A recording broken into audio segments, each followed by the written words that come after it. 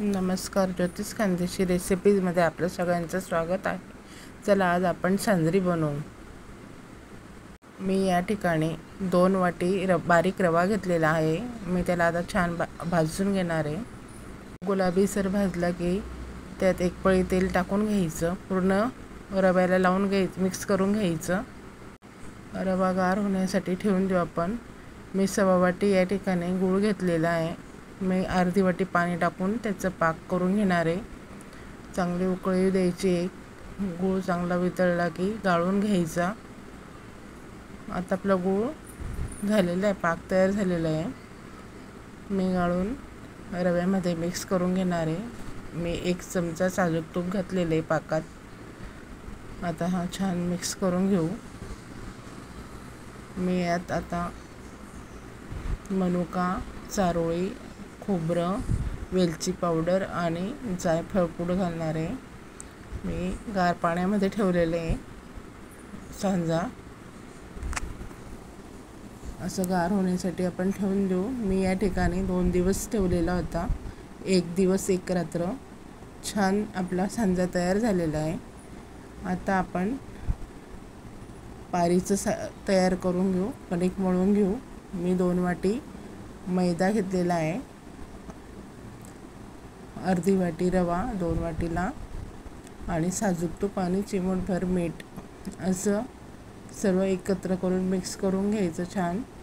आणि पाणी घालून घट्टसर कणिक मळून घ्यायची. 10 मिनटासाठी मी ते आता मळून ठेवून देणार आहे. 10 मिनटं मी झाकून ठेवणार आहे. त्यानंतर आपण त्याचे बारीक अशा छोट्या लाट्या तयार करून घेऊ आणि पाऱ्या लाटून घ्यायच्या सांजरी तयार करायला. पारी लाटताना तिला अजूनही गुढी पडायला नको. जर ते पडली तर तळताना ती फुटते आणि त्यात तेल जातं. सांजरी तेलकट होते.